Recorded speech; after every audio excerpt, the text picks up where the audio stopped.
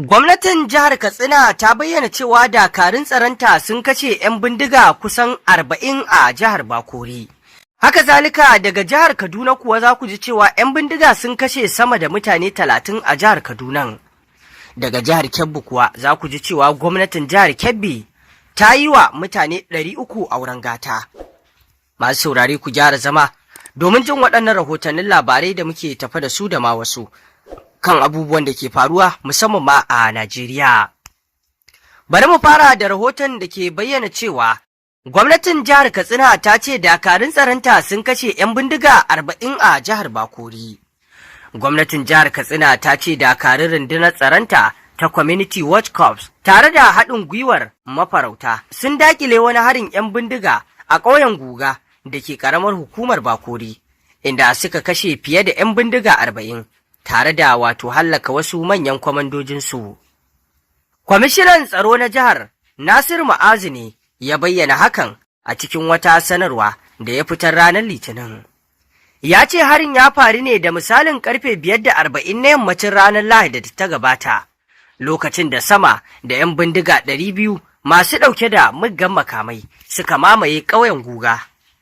Jagoran harin shine fitaccen shugaban 'yan bindiga Idi Abasu Aiki, tare da goyon bayan mambobin ƙungiyar Ado Aleru daga makwabciyar jihar Zamfara, in ji sanarwar. Gwamnatin ta ce bayanan sirri da ta samu tun kafin harin sun nuna cewa 'yan bindigar sun shirya korar mafarauta da jami'anta da ke kare al'ummomin yankin kafin daga bisani su kai har-hare kan garin Bakori da wasu ƙauyukan da ke makwabtaka da su. Sai dai ta ce hakan ya ba su damar shirya martani cikin gaggawa, kuma an yi artabu sosai da 'yan bindigar. Gwamnatin ta ce fiye da 'yan bindiga 40 ne aka kashe, yayin da bayanan sirri da aka tattara daga baya suka nuna cewa kimanin manyan kwamandoji 8 na ƙungiyoyin su ma sun mutu a cikin wannan fafatawar. Ta kuma bayyana cewa ana kyautata zaton shugaban 'yan bindigar Idi Abasu Aiki ya samu mummunan raunuka na harbi a jikinsa. To, sai mu ce Allah Ubangiji ya ƙara ba wa jami'ai nasara akan 'yan ta'adda da ke addabar al'umma. Idan kuwa muka tafi zuwa jihar Kaduna, 'yan bindiga sun kashe sama da mutum 30 a jihar ta Kaduna. 'Yan bindiga sun kashe sama da mutum 30 a wani ƙauye na ƙaramar hukumar Kauru da ke jihar Kaduna a arewa maso yammacin Najeriya.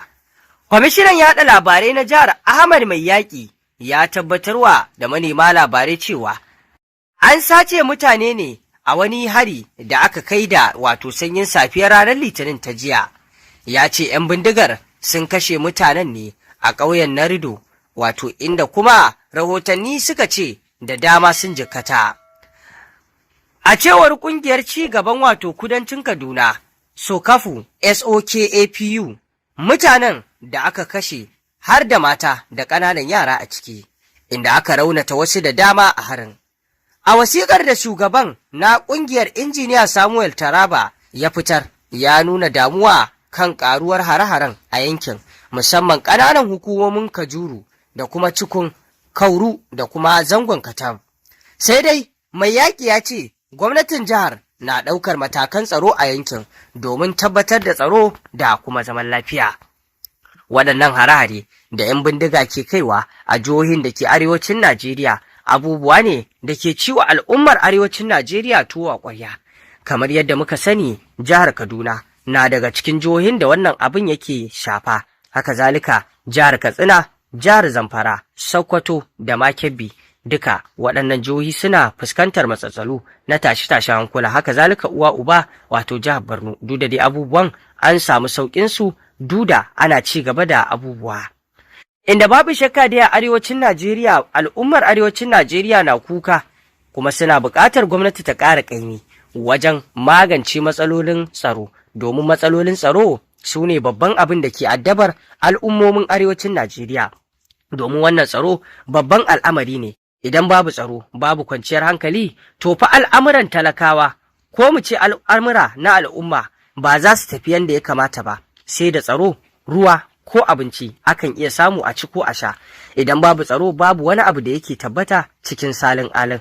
Haka zalika sai da wannan tsaro za a samu al'umma su ci gaba da tafi da al'amuransu da zai taimaki rayuwarsu, kama daga noman abinci. Za ka samu a wasu yankunan ma su waɗannan 'yan ta'adda sun hana a yi noma, ballantana ma a girbe abin da za a samu a kai baki ko a siyar. To kaga irin waɗannan abubuwa su ne manyan abubuwan da suka addabi mutanen arewacin Najeriya. Shi yasa a kullum a koda yaushe mutanen arewacin Najeriya addu'o'insu akan tsaro ne, roƙonsu ga gwamnati ta tashi tsaye akan tsaro ne. Waɗannan 'yan bindiga a kullum ƙara ƙarfi suke, suna ƙara ɗaukar matasa domin shiga cikin ƙungiyar. Da haka ya kamata gwamnati ba ta ƙara yawan jami'ai a dukkan faɗin jihohi, domin idan jami'ai suka yawaita kuma aka samar wa jami'ai wato makaman da suka dace, to kaga gwamnati ta samar da abin da zai kawo ƙarshen matsalar nan ta rashin tsaro. Idan aka yawaita jami'an tsaro na sojoji, na 'yan sanda da dai sauran dukkan wasu jami'ai da ake da su, zai taimaka wajen dakile da kawo ƙarshen waɗannan 'yan bindiga da suke aiwatar da abin da yake na tashe-tashen hankulan al'umma. A yanzu idan za a kiyase a Najeriya, adadin rayukan da wannan matsalar rashin tsaro ya sanadiyar mutuwar su suna da yawa, irge su zai matuƙar wahala. Haka zalika idan za a lissafa waɗanda wannan matsalar rashin tsaro ta jikkata su ma suna da yawa idan za a irge. Haka zalika kama daga waɗanda wannan matsalar rashin tsaro ta raba su da mahallansu suna da matuƙar yawa. Da haka matsalar tsaro aba ce da ta kamata gwamnati ta ƙara ƙaimi, duk da tana faɗin irin ƙoƙarin da take yi wajen daƙile matsatsalin, ta ƙara ƙaimi domin magance waɗannan matsaloli. Muna roƙon Allah subhanahu wata'ala ya mana ƙarshen, ya kawo mana ƙarshen wannan matsala. To idan kuwa muka tafi zuwa jihar Kebbi, abin farin ciki ne wanda gwamnatin jihar ta gabatar, wanda gwamnatin jihar ta Kebbi ta yi wa mutane 300 auren gata.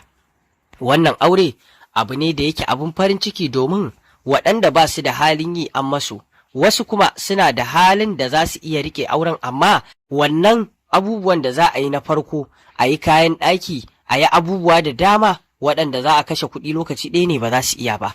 To gwamnati ta yi koyi da irin yadda gwamnatin jihar Kano ta yi, kamar yadda tun daga lokacin injiniya Rabi Musa Kwankwaso har kawo Abba Gida da kuma Ganduje ga auren gata dai an yi shi. To yanzu ga jihohi sun fara kwaikwaya. Gwamnatin jihar Kebbi ta Dr. Nasir Idris Kauran Gwandu ya ɗaura auren wato ma'aurata 300 a ƙarƙashin shirin auren gata da gwamnatin jihar Kebbi wato take gudanarwa. Shirin, wanda shine karo na 3 a jihar, ya haɗa ma'aurata musulmi da Kirista daga ƙananan hukumomi 21 na jihar. Gwamnan jihar ne ya ɗaura auren, wanda mai ɗakin sa Hajiya Nafisa Nasir Idris ta shirya domin taimakawa mutanen da ke fuskantar ƙalubale na kuɗin aure. A cikin ma'auratan da aka yi wa auren akwai mata 150 da mazajensu 150, inda gwamnatin jihar ta biya sadaki naira 250 ga kowace amarya da angonta. Baya ga biyan sadaki, gwamnatin jihar ta kuma samar wa ma'auratan kayan tallafi da suka hada da gadaje na kwanciya, kujeru na ɗaki, abinci na ci da sauran wato abubuwan bukata domin fara rayuwar aurensu. Gwamnatin jihar Kebbin ta ce ta ware naira miliyan 75 domin gudanar da wannan shiri na auren gata, wanda ta ce yana daga cikin shirye-shiryen rage wa matasa nauyin kuɗin aure da ƙarfafa zaman iyali a jihar. Wannan abu ne abin farin ciki, kuma gwamnatin ta yi matuƙar ƙoƙari bisa wannan fasaha ta auren gata da ta fito da shi. Hakan zai rage yawan mazinata da ake da su da kuma yawan matan da ke fanɗarewa su bai gida. To kaga wannan abu ne abin farin ciki. Allah ya saka wa gwamnatin da alkhairi, da fatan waɗanda aka yi wa wannan auren gata za su riƙe da amana, kuma ya zamanto aure mutuka raba, ba wai auren wato wani lokaci ba. To saurari ƙarshen rahotannin labarin.